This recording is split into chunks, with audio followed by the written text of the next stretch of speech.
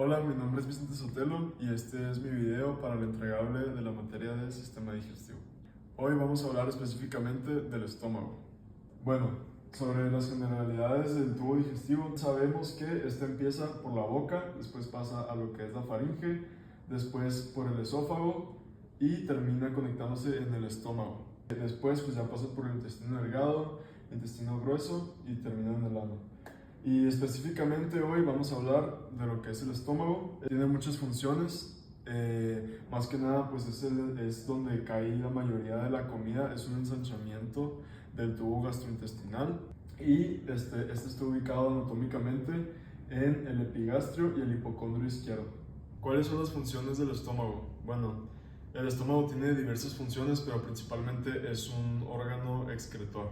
Esto significa que pues segrega diversos enzimas, como lo es el jugo gástrico, que es el ácido clorhídrico, la lipasa gástrica, el pepsinógeno, el factor intrínseco, entre otros. Además, también produce hormonas como las células G, que son la gastrina. Otras funciones que tiene el estómago, pues sirve como un reservorio del bolo alimenticio, que al estar en contacto con los jugos gástricos se convierte en quimo, y pues también es parte obviamente de la peristalsis y forma anillos peristálticos para la mezcla pues del bolo alimenticio. Ahora vamos a dividir el estómago en sus partes principales. Si lo partimos a la mitad, podemos ver que aquí arriba tenemos un esfínter, se llama esfínter esofágico inferior, que es el que conecta pues, el esófago con la primera parte del estómago, que se llama cardias, que es más o menos esta parte de aquí. Después tenemos el fondo, que está de este lado, y la parte más grande del estómago, que es el cuerpo, que es más o menos como de aquí hasta aquí. De esta zona en adelante se llama región pilórica. Esta está compuesta también de varias partes, como lo es el antro, que es una parte muy importante, después veremos por qué, que es más o menos aquí, el canal pilórico y por último el esfínter pilórico que conecta con el duodeno. Ahora las capas del estómago. Al igual que la mayoría del tubo gastrointestinal, este está compuesto de las 4 capas de siempre: la mucosa, submucosa, muscular y serosa. La diferencia o lo que caracteriza al estómago de las otras partes del tubo digestivo es que contiene otra subcapa muscular llamada capa muscular oblicua. Esto pues para un mejor movimiento peristático. Muy bien, ahora vamos a hablar de las células importantes que tenemos en la capa específicamente de la mucosa del estómago. El estómago tiene un epitelio columnar simple. Esto pues para una mayor capacidad de espacio por donde vaya a pasar la comida y por lo tanto mayor secreción de enzimas. La primera célula que tenemos es la célula superficial. Esta, su función simplemente es epitelio y secreta mucosa. Después tenemos la célula mucosa, que como su nombre lo dice, secreta moco. Es muy importante el moco dentro del estómago, ya que ayuda a regular los niveles de pH con los ácidos gástricos. Después tenemos la célula parietal, una de las más importantes. La célula parietal produce lo que es el ácido clorhídrico, que es el compuesto de lo que está hecho los jugos gástricos, y el factor intrínseco. El factor intrínseco es vital para la producción de los glóbulos rojos y de neuronas. Por lo tanto, si no hay factor intrínseco, el factor intrínseco lo que hace es la digestión de la vitamina B12. Si no hay vitamina B12, se puede tener problemas neurológicos y anemia. Después tenemos lo que es la célula principal. Esto también es muy importante porque la célula principal produce lo que es el pepsinógeno, que es encargado de empezar con la digestión de las proteínas. El pepsinógeno se activa con el ácido clorhídrico. También tiene la lipasa gástrica, muy importante, igual para la digestión de lípidos. Y por último tenemos las células G. Estas células G solamente se van a encontrar en la región pilórica del estómago.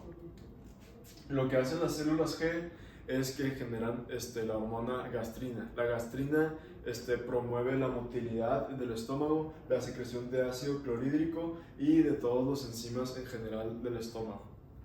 Otra cosa muy importante, ubicar dónde están cada tipo de célula dependiendo de la región del estómago. Ahora esto lo vamos a agrandar, lo vamos a ver ahora desde el estómago completo. Tenemos los diferentes tipos de células. Más que nada en las primeras regiones, siempre en todas las regiones se va a encontrar las células del epitelio y las mucosas, porque es muy importante para la regulación de pH, como lo mencioné anteriormente. En la región del cuerpo se va a encontrar principalmente células parietales y principales. Y en la región del píloro, específicamente en el antro pilórico, tenemos lo que son las células G, o sea, la gastrina y muchas células que reproducen mucosa. Muy bien, ahora tenemos las secreciones gástricas. Estas se dividen en tres partes. Primero, la fase cefálica, que empieza en el cerebro, principalmente inervada por el nervio vago, y estimula lo que es el apetito mediante el olfato y la vista. Aporta un total de 30% de las secreciones. Después tenemos la fase gástrica, que es cuando el bolo pasa a introducirse en el estómago. Esto genera un reflejo vagovagal que hace que las paredes del estómago desciendan para ocupar mayor espacio el alimento, y además se secretan la mayoría de las hormonas y enzimas aquí, especialmente la gastrina. Y por último tenemos la fase intestinal, que es donde hay menos cantidad de secreciones, con solo un 10%. Y es simplemente pues una poca secreción de jugo gástrico. Ahora hablaremos de las funciones motoras principales del estómago. Tenemos dos. Primero tenemos el reflejo vagovagal. El reflejo vagovagal es cuando el nervio vago específicamente detecta que el bolo pasa a través del esfínter esofágico inferior y se almacena en el estómago. Esto mediante un reflejo que es que los nervios avisan al tronco cefálico y vuelven otra vez para distender lo que es el estómago, relajar las paredes y que la comida se pueda almacenar y pueda empezar con los movimientos peristálticos. Ahora tenemos lo que son los movimientos peristálticos y la retropulsión. Empieza la comida con, ya habíamos dicho, la relajación de las paredes musculares. Después tenemos los movimientos que empiezan con ondas lentas producidas por las células de Cajal y dura un aproximado de 15 a 20 segundos en lo que es el fondo y el cuerpo del estómago. Después el quimo comienza a bajar y las ondas empiezan a intensificarse hasta lograr lo que es un anillo peristáltico. Esto es una contracción del estómago, lo que causa un efecto de trituración en el alimento. Al momento en el que llega a topar en el canal pilórico, está el esfínter pilórico y empieza a contraerse. Esto provoca una retropulsión. La retropulsión es que el quimo empieza a retroceder y vuelve a repetir el proceso de los anillos peristálticos. Estos anillos peristálticos, al ser de mucha intensidad, forman lo que es una bomba pilórica, haciendo que el quimo salga a presión.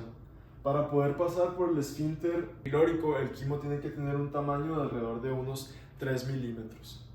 Por último, vamos a hablar de la situación problema y cómo se relaciona con todo lo que acabo de explicar sobre el segmento del estómago. La situación problema se trata de una persona que todos los días desayuna un cigarro y un café sin nada en el estómago. ¿Cómo se relaciona esto con lo que acabo de explicar y qué efectos negativos tiene en el tubo gastrointestinal? Tanto el café como un cigarro están hechos por compuestos químicos y otras cosas como la nicotina y la cafeína que pueden llegar a irritar específicamente la parte de la mucosa del estómago y la parte del epitelio. Además, estas sustancias también tienen otras consecuencias, como lo es la acidez estomacal, por así decirlo, más específicamente, más producción de ácido clorhídrico en el estómago.